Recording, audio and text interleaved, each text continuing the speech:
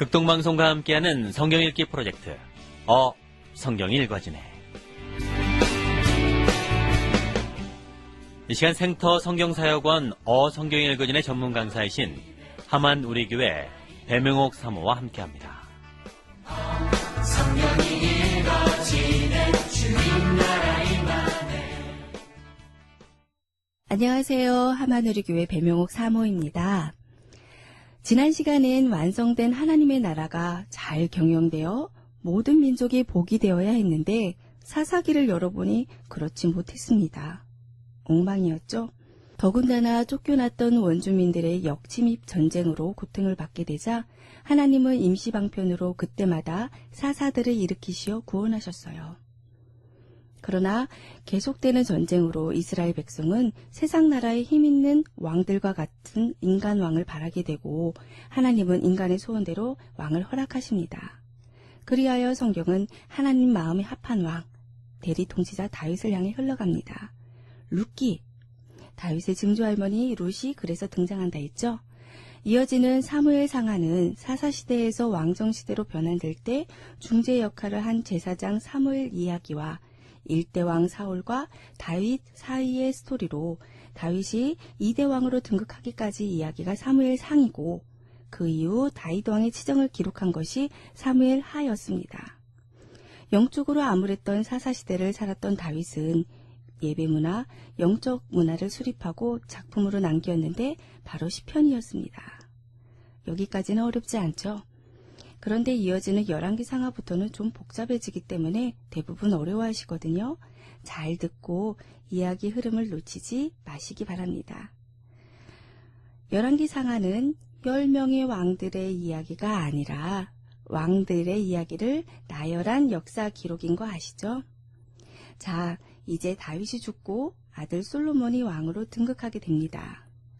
솔로몬 그는 아버지 다윗의 영적 가업을 유언으로 이어받아 성전을 완공합니다. 그러면서도 다윗의 문화적 가업을 이어받아 문화를 영적으로 정돈해서 교육부 산하 교육청 교재를 개발해요. 하나님의 백성들을 교육하기 위한 교과서를 발견했다고나 할까요? 솔로몬의 이름으로 만들어지는 책들이 이때 발생합니다. 바로 잠언, 전도서, 아가서예요. 그런데 솔로몬은 결국 말년에 배교를 하게 돼요. 아버지 다윗이 넘겨준 이 극대화된 나라의 번영을 유지하는 것으로도 벅찼던 것 같아요. 그래서 그런지 국제교역 활동을 합니다. 국제무역 활동상 관계 위주의 정책을 지향하다 보니 정략결혼은 자연히 따라붙는 관행이었는데요. 이로 엄청난 후궁들이 유입하면서 그만 후반기 인생을 배교자로 살게 되었습니다. 수많은 이방신 산당을 후궁들을 위해 짓고 결국 함께 우상숭배하게 되는 거죠. 솔로몬이 죽자 아들 르호보암 때에는 나라가 그만 남북으로 분열되고 마는데 솔로몬의 부하였던 여로보암의 반역으로 분열왕국 체제가 되어버린답니다. 그리하여 이스라엘은 남북으로 나뉘어 역사는 흘러갑니다. 이제부터는 남쪽을 유다, 남유다라고 부르고 북쪽은 북이스라엘, 이스라엘이라 부릅니다. 북이스라엘은 여로보암 왕부터 마지막 호세아 왕까지 200년 동안 역사가 흘러갑니다. 북이스라엘은 분명 바알과 아세라를 정복하라고 가나안 땅에 들여보냈는데 오히려 바알과 아세라를 섬기며 섞여버립니다. 남유다는 어떨까요? 솔로몬의 아들 르호보암이 첫 왕으로 시드기야 왕까지 이르는 약 330년의 다윗 가문의 역사가 이어집니다. 북쪽보다 130년 역사가 더 길게 가죠. 그러나 남유다 역시 다윗의 길로 가지 않고 바알과 아세라를 섬기는 혼합주의에 빠져버립니다. 그러니까 남북으로 나뉘어 흘러가는 역사의 성격은 우상도 섬기고 하나님도 섬기는 혼합주의였어요. 그런데 이러한 영적인 상황 왕정시대 말기를 중심으로 새로운 리더들이 등장하기 시작합니다. 바로 선지자, 예언자라고는 부류의 사람들이에요. 열왕들이 다윗처럼 하나님의 왕되심을 인정하는 통치를 못했기 때문에 하나님의 위치가 모호해졌어요. 하나님이 서실 자리가 없으신 거죠. 바알과 아세라를 섬기면서 하나님을 가볍게 여기는 거예요.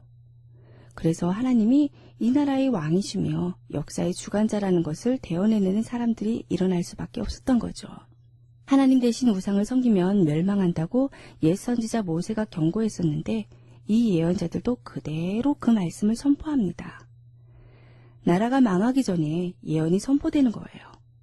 그리고 역시 이 선포한 내용을 기록으로 남겼습니다. 바로 12권의 예언서인데요. 오바댜, 요엘, 아모스, 요나, 호세야, 이사야, 미가, 나움, 스바냐, 예레미야, 예가, 하박국이에요. 선지자들이 말씀을 선포함에도 불구하고 백성들은 죄를 그치지 않자 결국 나라는 예언대로 망하게 됩니다. 북방 이스라엘이 아수르에 의해 BC 721년에 망하고 그 후 130년쯤 지나자 남방 유다도 바벨론이 쳐들어와서 결국 BC 587년에 망합니다. 그런데 남쪽 유다는 단번에 망한 것이 아니에요. BC 609년, 605년, 597년, 587년을 지나면서 단계적으로 쇠퇴하는데 바벨론이 침입할 때마다 포로들이 바벨론으로 끌려갔어요. 그러면서 이제 백성들이 두 군데서 살게 됩니다. 아직 본국에 남아있는 백성들도 있고 바벨론에 잡혀간 사람들도 있고 그러니까 유다 말기 하면 부대가 두 개구나 라고 생각해야 돼요. 나라가 아직 망하지 않았을 때 본국 백성들을 위해서 열심히 활동한 선지자가 있는데요. 바로 예레미야입니다. BC 587년에 나라가 완전히 망할 때까지 예레미야는 메시지를 토해냅니다. 하나님이 그냥 계시지 않겠죠? 지금 나라가 망해가는 판인데. 역시 하나님은 이 나라의 왕이셨습니다. 나라의 미래가 어떻게 될지 미리미리 예측해서 알리시는 거죠. 메시지를 정리하면 이렇습니다. 이제 바벨론에 의해 망할 것이다. 본국에서 백성들이 뽑혀 바벨론에 심겨질 것이다. 그러나 이것은 잠깐 벌 받는 것일 뿐이다. 70년 만에 다시 돌아올 것이다. 봐라, 앞으로 이렇게 될 것을 내가 다 예언하지 않느냐? 세상의 흥망성쇠를 다 쥐고 있는 나 여호와, 나의말로 열국의 하나님이다. 나는 세상의 왕이다. 내 백성들아, 나를 신뢰하라. 이것이 바로 예언서의 내용입니다. 한편 같은 시기에 바벨론의 포로로 잡혀가 있으면서 이 포로 공동체를 이끌어가는 리더들이 있는데요. 바로 다니엘과 에스겔이에요. BC 605년에는 다니엘이, 597년경에는 에스겔이 잡혀갔기 때문에 이 두 사람은 바벨론에서 활동했습니다. 이들은 회복의 환상을 보게 되고 예레미야와 똑같은 얘기를 합니다. 똑같을 수밖에 없겠죠. 끌려간 포로들을 위해서 다니엘, 에스겔 같은 선지자들이 본국에서 예레미야가 외치는 메시지를 동일하게 토해낸다 이 말이에요. 지금 이 나라의 왕은 하나님이시거든요. 그분한테서 나오는 말씀이니 누가 해도 똑같은 얘기를 할 수밖에 없습니다. 지금은 벌받고 있는 중이고 그러나 다시 회복될 것입니다. 한마디로 심판하시나 구원하신다 라는 말이에요. 그래서 다니엘은 바벨론 이 느부갓네살 왕국의 미래학자로 있으면서 세계사에 관련된 제국의 미래 역사를 예언하게 되는 겁니다.